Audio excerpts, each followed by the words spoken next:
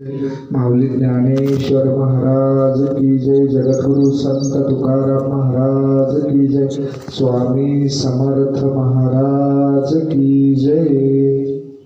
सद्गुरुनाथा हात जोडिते अंत नको पाहू। सद्गुरुनाथा हात जोडिते अंत नको पाहू।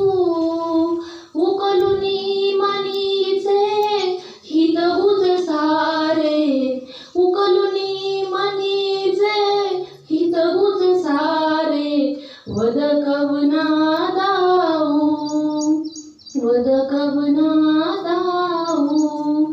सद्गुरुनाथा हात जोडिते अंत नको पाहू।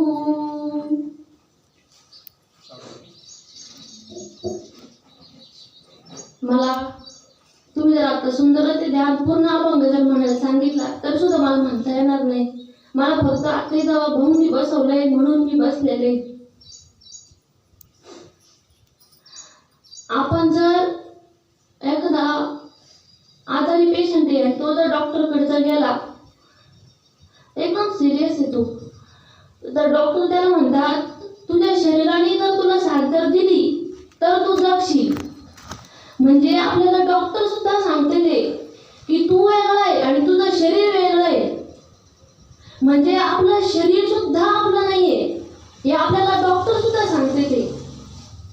मग आपण काय म्हणतो, माझी आई, माझा भाऊ, माझे वडील, माझी बहीण, आपलं शरीर सुद्धा आपलं नाहीये। मग आपण माझं माझं माझं हे नाते गोते का बरं करतो आपण, का बरं?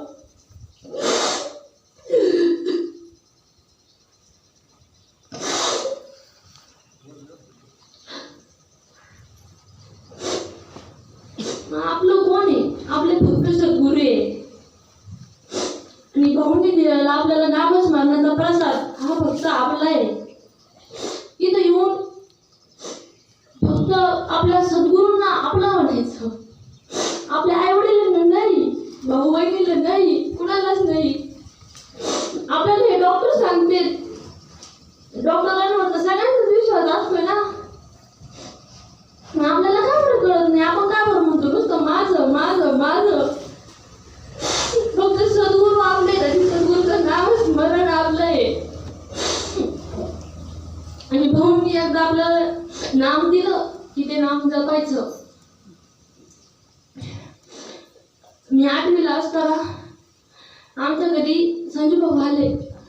आमच्या घरी नामस्मरण हा काही प्रकार नाहीये, त्यांना अवस्था काय हे काय ते काही समजत नाही, कळत नाही त्यांना।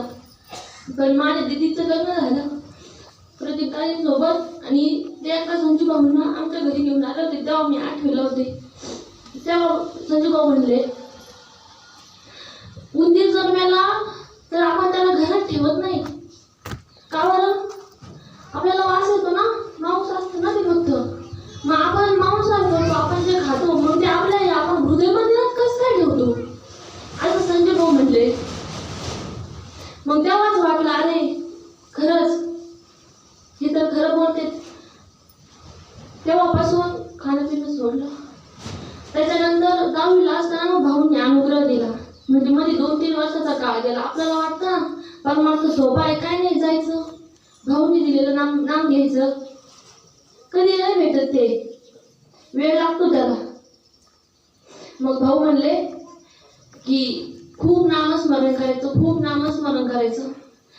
आणि याच्या अगोदरच्या कीर्तन प्रवचनांमध्ये ऐकलेलं होतं गुरुचा महिमा, की गुरुनी सांगितलेलं सगळं ऐकायचं, सगळं ऐकायचं। गुरुच परब्रह्म म्हणून नामस्मरण चालू केलं। भाऊ म्हणले खूप नामस्मरण करायचं। मग कधी कधी नामस्मरण व्हायचंच नाही, कारण घरी पण कोणी करत नसायचं। दीदी पण इकडं असायची, इकडं पण बरेच वेळेला यायला जमायचं पण नाही।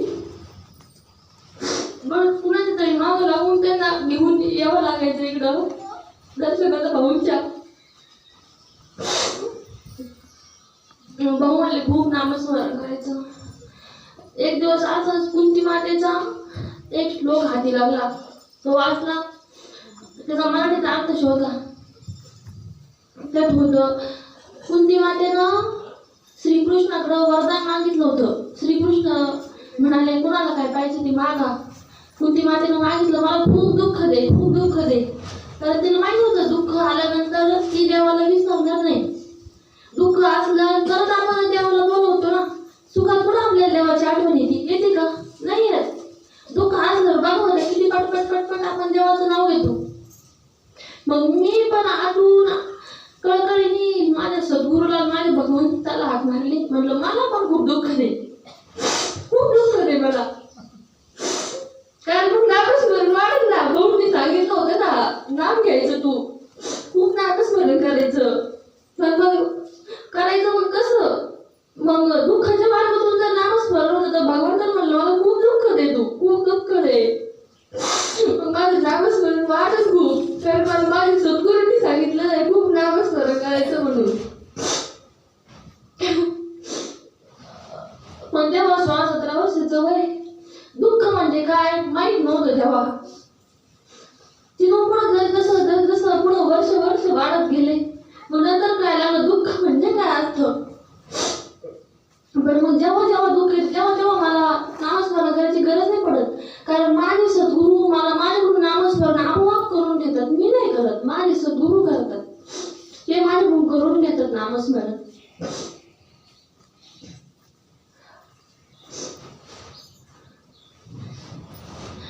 कोरोनात पण आमचं 15-16 जणांची फॅमिली आहे.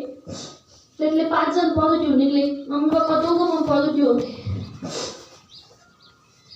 म्हणजे 5 जण हॉस्पिटलमध्ये होते. ते फोन करून सांगायचे, दवाखान्यात जर आलं तर तुला हे खावं लागेल, ते खावं लागेल, माळ काढावं लागेल, असं तसं. दादाने फोन करून सांगितलं, तू फक्त चिंतन करायचं, तू पॉझिटिव्ह निघणारच नाहीये. 8-8 दिवसाच्या अंतराने भाऊ, 8-8 दिवसाच्या अंतराने माझी सलग 3 वेळा टेस्ट केली. 3 वेळा. 3 पण वेळा मी निगेटिव्ह निघले. आणि सगळ्यात जास्त मीच सिरियस होते. 3 वेळा निगेटिव्ह निघले मी. कस काय? सद्गुरूंची कृपा, नामाची कृपा. आता ब्रह्मगिरीच्या वेळेस मी आजारी होते, पोटात इन्फेक्शन झालेलं होतं. ज्या दिवशी ब्रह्मगिरीच्या प्रदक्षिणेला आपल्याला निघायचं, त्या दिवशी सकाळी मी हॉस्पिटलमध्ये जाऊन आलेले होते. डॉक्टर म्हणले, तू जाऊ नाही शकत. मी म्हटलं, मला जायचंय, मला ब्रह्मगिरी प्रदक्षिणा करायची आहे. कारण मला माझ्या सद्गुरूंनी सांगितलेलं यावेळेस की तू ब्रह्मगिरीच्या प्रदक्षिणेला यायचं. डॉक्टर म्हणजे तू जर गेली तर तुझ्या पायाला ओळ येतील. तू चपाती 3-4 दिवस तर तुला चपाती पण खायची नाहीये, तू जाऊ नको. मी म्हटलं, मला जायचंय, काहीतरी उपाय सांगा. ते म्हणे, फक्त दूध प्यायचं, भात भेटला तर भात खायचा आणि गोळ्या घ्यायच्या. मी आले होते प्रदक्षिणेला, मी नव्हते आले, मला भाऊने आणलं होतं. मी प्रदक्षिणा फक्त दूध पिऊन केली. आपल्या मठाच्या समोर एक दुकान सापडलं, तिथं दूध भेटलं, दूध घेतलं. पुन्हा प्रदक्षिणा झाली. वैष्णवी माता सोबत होती. हा झाली. वैष्णवी माताने माझ्याकडून प्रदक्षिणा करून घेतली. इथून तिथून ती माझ्या सोबत होती आणि माझे सद्गुरू. झाली प्रदक्षिणा, काहीच नाही वाटलं.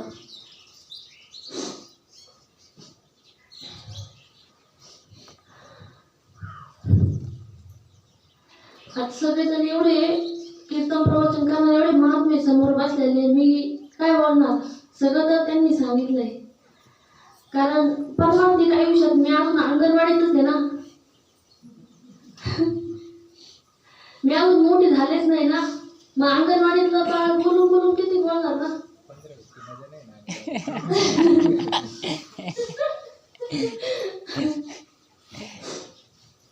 त्यामुळे जास्त काय बोलणार मी.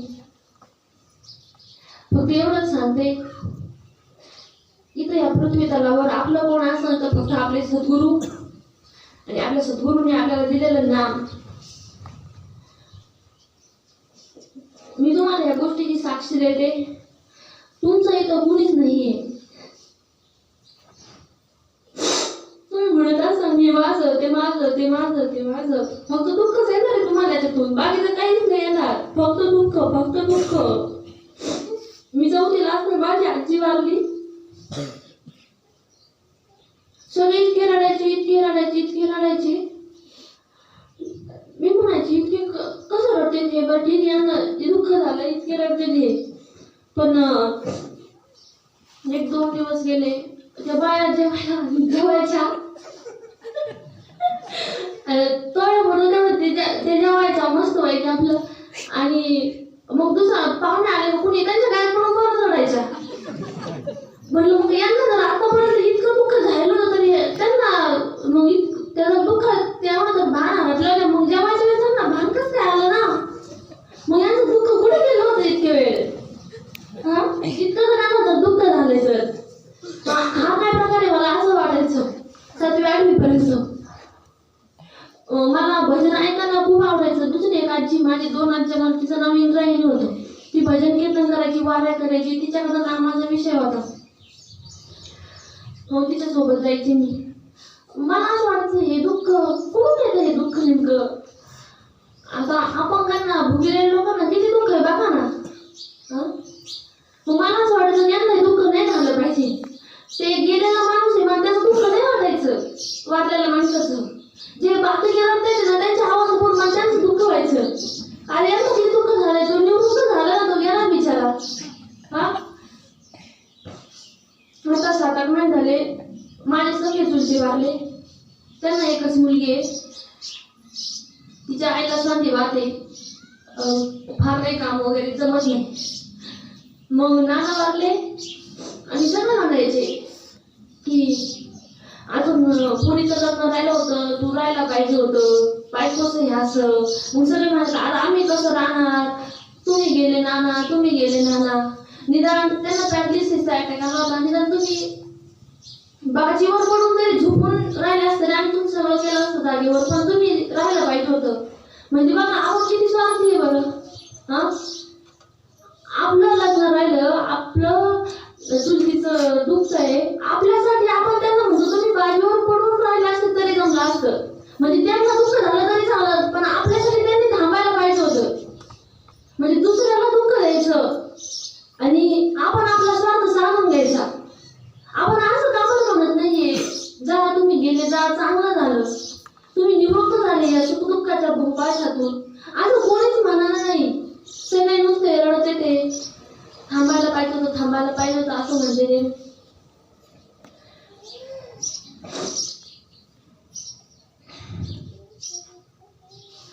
सद्गुरूचं नाम घ्या, शेवटपर्यंत तेच तुमच्या सोबत राहणार आहे. कारण मला अनुभव आलेले ते म्हणून मी तुम्हाला तेवढे फक्त अनुभव सांगते. तुम्हाला पदोपदी अनुभव येतात, पदोपदी अनुभव येतात. जेव्हा जेव्हा तुमच्यावर संकट येतात, जेव्हा जेव्हा तुम्हाला दुःख येतं, तेव्हा तेव्हा तुम्हाला भाऊंनी दिलेलं नाम घ्यायची गरज नाही पडत. ते आपोआप चालू होतं, आपोआप आपल्या श्वासात ते चालू होतं. रात्री झोपताना जर तुम्ही नामस्मरण करत करत जर झोपले ना, सगळे तुम्ही परत नामस्मरणात उठता, परत नामस्मरणात उठता तुम्ही. ही कुणाची कृपा आहे? ही आपल्या सद्गुरूंची कृपा आहे, ही आपल्या भाऊंची कृपा आहे. आता 3 दिवसाचा मेळावा झाला स्वामी समर्थ प्रगट दिनानिमित्त. ज्या दिवशी सकाळी मेळावा चालू झाला त्या दिवशी स्वामी समर्थ माझ्या स्वप्नात आले आणि म्हणाले मी चाललोय तुला नाही यायचं का. म्हणून मी उठले आणि त्याच्यानंतर मला कळलं की आज स्वामी समर्थ प्रगट दिन आहे. स्वप्न पाडल्यानंतर मला माहित नव्हतं की भाऊ स्वामी समर्थ प्रगट दिनानिमित्त मेळावा ठेवतील म्हणून. मला नंतर कळलं स्वामीचं स्वप्न पाडल्यानंतर. मग मी इकडे आले. मागच्या 2 वर्षापूर्वी मी खूप आजारी पडले होते. दीदी म्हणली की तू स्वामी चरित्र वाच मी तुला देते. म्हणलं नको. भाऊंनी देवासाठी देवदेव करायला सांगितलेलं आहे, नामासाठी नाम घ्यायला सांगितलेलं आहे.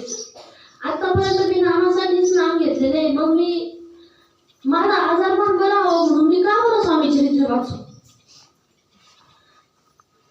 भाऊंची परवानगी नाही याला की स्वतःसाठी स्वतःचे आपण काय म्हणतो ना ते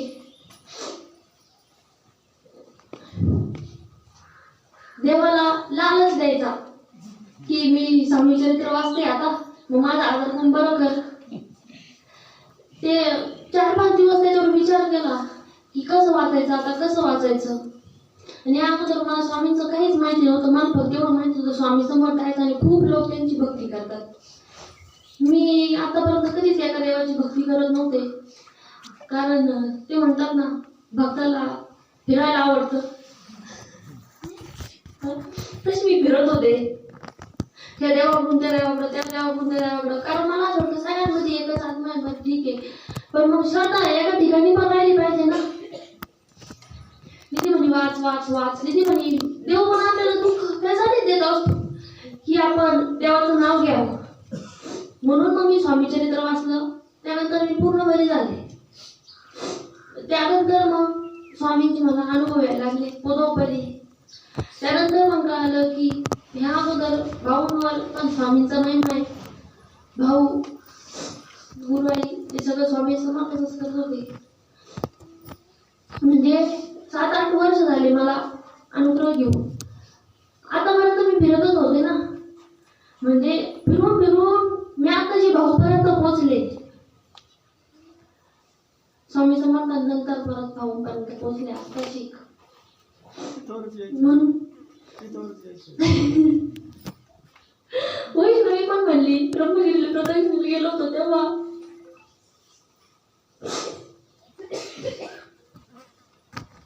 तू बघ सगळं गोल गोल गोल गोल गोल गोल फिरून परत भाऊपर्यंतच येऊन अडकतो.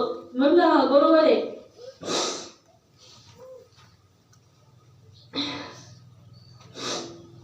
बरोबर आहे म्हणलं, भाऊपर्यंतच येऊन.